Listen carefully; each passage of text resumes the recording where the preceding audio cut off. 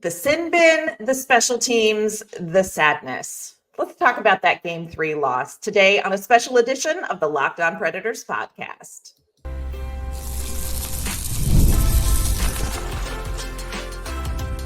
Your Locked On Predators, your daily podcast on the Nashville Predators, part of the Locked On Podcast Network, your team every day.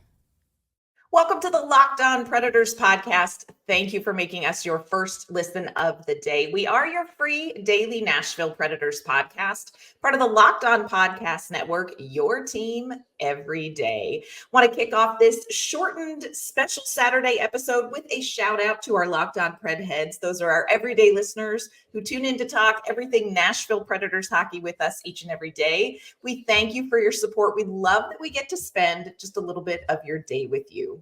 I'm Ann Kimmel. I am a writer at Penalty Box Radio. I am usually joined by my partner in crime, Nick Morgan, but today I am so excited to be joined by Emma Lingan. Emma is the site editor and reporter at The Hockey News, and she is going to help me break down that 2-1 loss. Emma, thank you so much for joining us. Thank you for having me. I'm so excited to be here. I know. I'm so thrilled to get you on here. You have been on my short list for a long time. So I love that you joined us. By the way, bright and early Saturday morning. So Emma gets extra credit on this. So Emma, when we do kind of a quick game recap, one of the things we always like to kick it off with is one word to describe the game. And I'm going to put you on the spot and let you go first as the guest. But here's what you need to know. There's actually no rule that it has to be one word. So you can basically do whatever you want. But if you were forced to describe this game in one word, what would it be and why? Yeah, I would say if anyone who knows me knows that I'm a woman of many words, so this is a challenge for me, but I am going to keep it to one. I'm going to say frustrating, just because for a few reasons. I think that basically at even strength, the Preds did everything but win the game. So that, you hate to see that when you're doing all the right things and just not getting rewarded for it. They really turned it on in the third period, but it was a little too late. And then also frustrating, that was even strength, frustrating on special teams, because special teams, we could probably do a whole extra show on that and what went wrong there, both on the power play and the penalty kill. So it's frustrating to see with that much going wrong on that side of the ice. But yeah, I would say frustrating. I think there are probably thousands of Nashville Predators fans that are right there with you with that one word. And my one word is actually right along that same vein. My one word is snacky. So I always say there are no snacks in the sin bin. And I don't know why they don't believe me, because players consistently go there to look. Last night, and we're going to dive into the numbers and kind of dive into it a little bit more. Last night, special teams was just really the story of the loss for the Nashville Predators. It was a high penalty night. And look, here's what's real, Emma. I never want to be a referee. I had to do that with kids fighting growing up. I would never want that gig again. But the officiating, I think there were some calls that went both ways. I think there were some calls both ways that both fan bases could be a little bit like about. But in the end, you have to win whatever the special teams battle is you're facing. And man, Nashville could not do it. So for me, it was snacky. No snacks in the sin bin. And then also just I'm an emotional eater. So after that game, I just wanted to get after it. So let's just dive right into the special teams, power play. What did you see from the power play, Emma, from your perspective? What's your takeaway on that?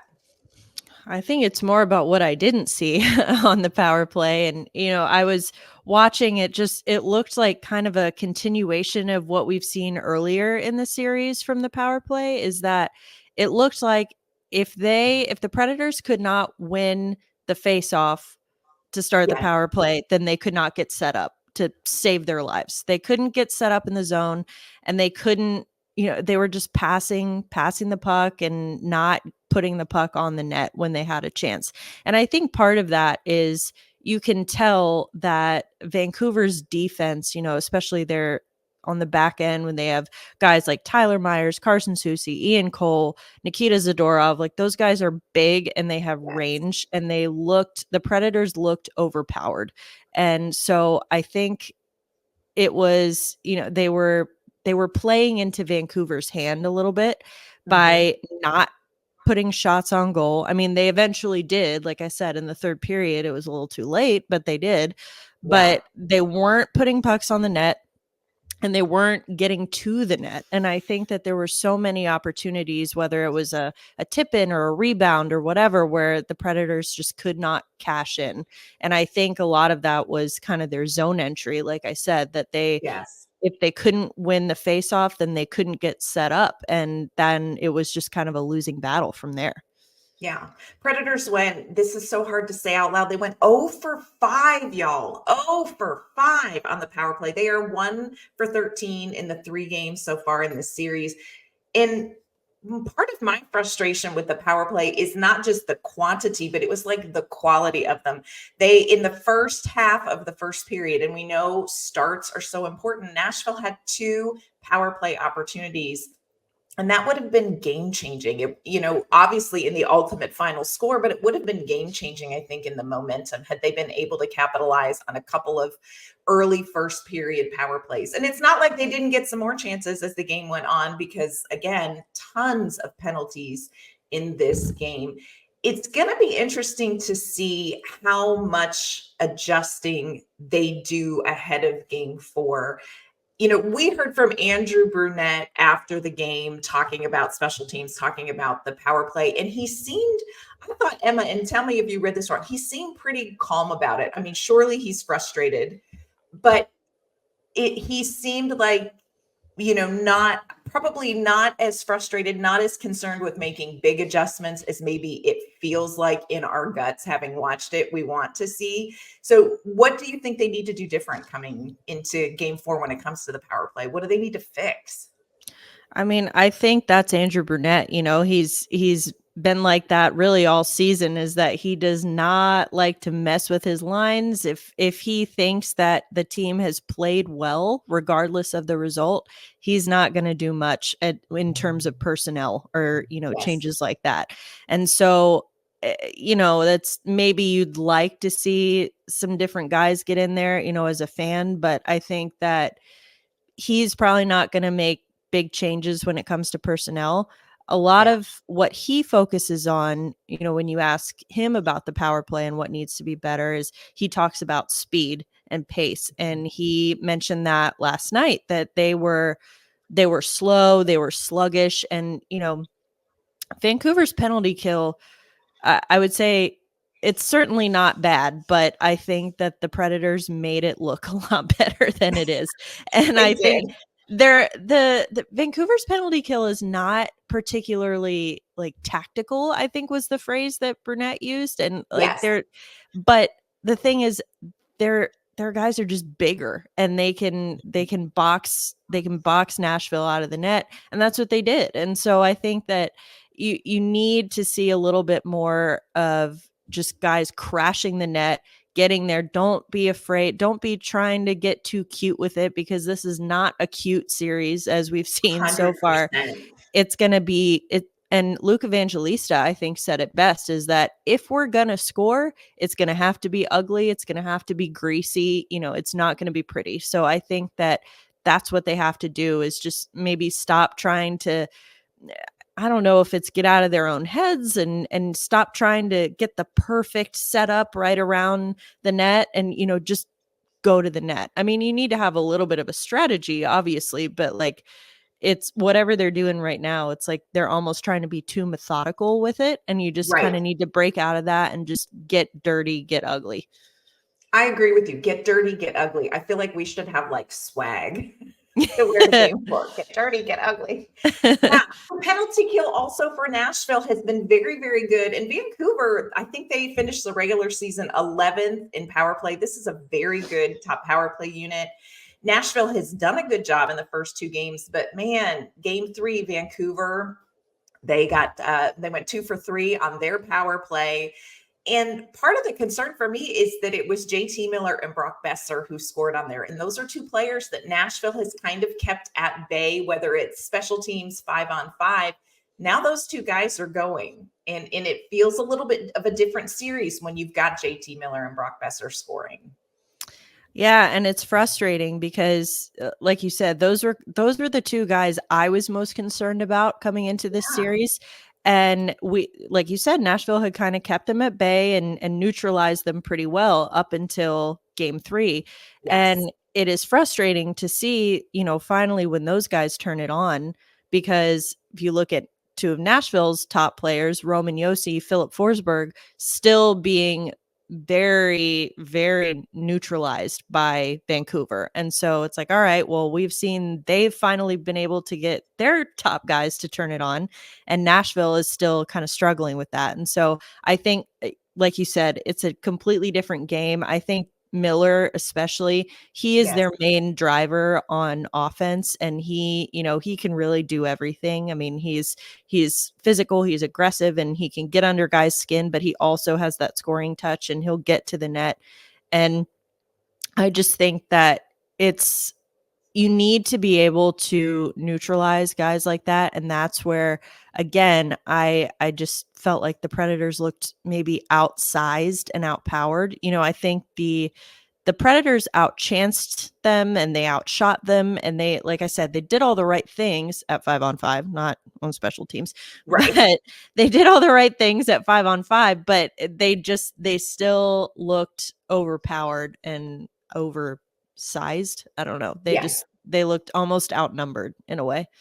Yeah, they did. So coming up, we're going to talk about an injury that you all know. If you know me, you know this kept me up at night raging. We're going to talk about that injury and what it may mean for the Nashville Predators in Game 4. Plus, Emma and I are going to give our idea of what needs to happen in Game 4 for Nashville to even up this series. Before we dive into that, though, I want to let you know today's episode is brought to you by FanDuel. It is winner take all in the NBA and NHL, and FanDuel's giving you a shot to bring home a big win of your own. Right now, new customers get $150 in bonus bets with any winning $5 bet. That's $150 to bet on spreads, money lines, player props, and more. So visit FanDuel.com/lockedon and make every playoff shot count. FanDuel, America's #1 sportsbook.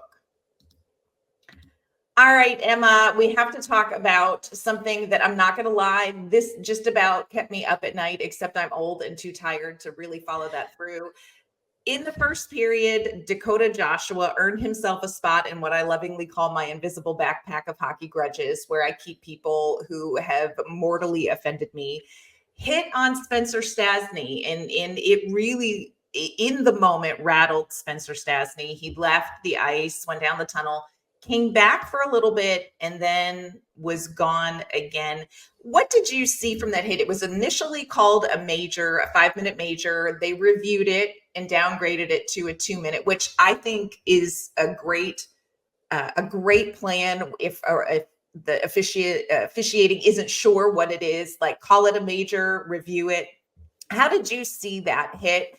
And talk to me about what it would mean if Spencer Stastney is not in the lineup for Game 4. Yeah, it was hard. Obviously the officials have theoretically a better view of everything than we do. And it's hard because, to me, it looked like he caught Stastney up high, got him right in the head, and he went, I will say, I don't think he was aiming for his head. Agreed. I think, but at this point, intent doesn't really matter, I don't think. Right. So I think it was just unfortunate. He caught him up high. He went awkwardly into the boards. You could tell he was very disoriented afterwards. And that always, that concerns me so much. I hate it so much. I still get PTSD from Mark Borowiecki just being absolutely motionless on the ice. And still, that anything with the head, I don't like it. But anyway, Stastney goes off, they end up reviewing it. And I almost have to wonder if the decision to downgrade it to a minor played into Stastney coming back in. It's like, all right, well, if they're not going to call it a major, then I guess we'll try to play through this. Yeah.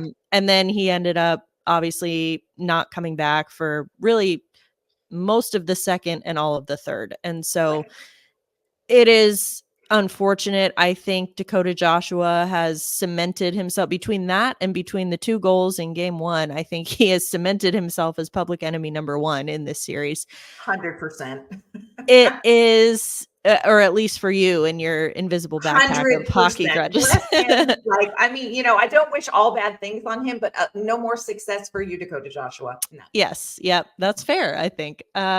Yeah, if Stastney is not able to go, I think that, because one of the things that Andrew Brunette said is that when this team is at their best, when the Predators are at their best, especially on defense, they're faster.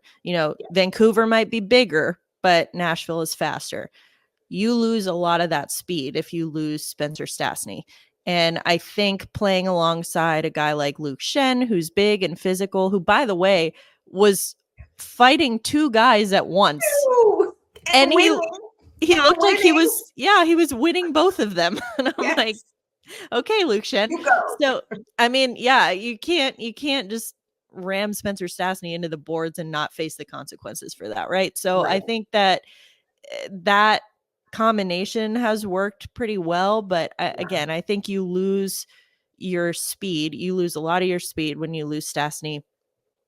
I think the plus side, if there is a plus side to an injury like that, is that the Predators have a lot of depth on defense. I mean, already, without even having to dip into the Milwaukee pool, they still have Tyson Barrie and Dante Fabro sitting on the bench right now, and both of those guys would be exceptional substitutions. I think, like, if that's your next man up, either of those guys, I personally would like to see Tyson Barrie in the lineup. I mean, really, I'd like to see them both in the lineup. But if there's only one spot, especially with all of the issues that we've just talked about with special teams and the power play and needing some more offense, Tyson Barrie is tailor-made for that. And he's one of the best power play defensemen in the league, not just on this team, but in the league. And if Stastny's not able to go for game 4, I think that getting Tyson Barrie in the lineup, it kind of, like I said, Brunette doesn't like to make a lot of personnel changes, but an injury would kind of force him to make a personnel change. And I would think that Tyson Barrie could kind of give a spark on special teams and really just on the offense. And he's very fast. He's got quick hands. He's a good skater. So I think that, as far as replacing Stastny and what he brings, I think Tyson Barrie would be the best guy to bring in.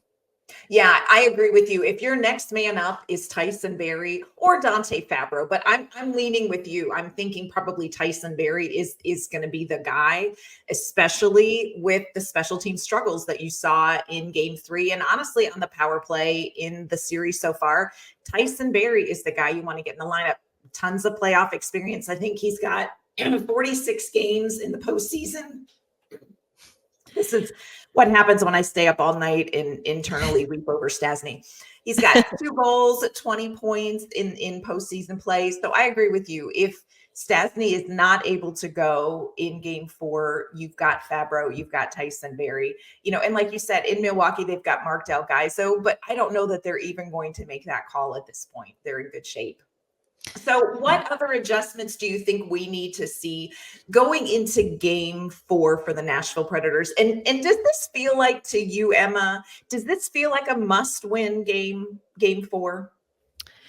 I think it does if you're Nashville. I think you're on home ice and theoretically it could be your last game on home ice if you don't win. And so I think that you want to be able to, especially after the way that game 3 went, I think for Nashville, they dictated the pace. And I think I actually tweeted this during the game. Nashville dictated the pace of game 3, but Vancouver dictated the style. And Nashville played right into their hands. It was a low event, by which I mean very few shots on goal. And it was a low event game, and that's Vancouver's bread and butter.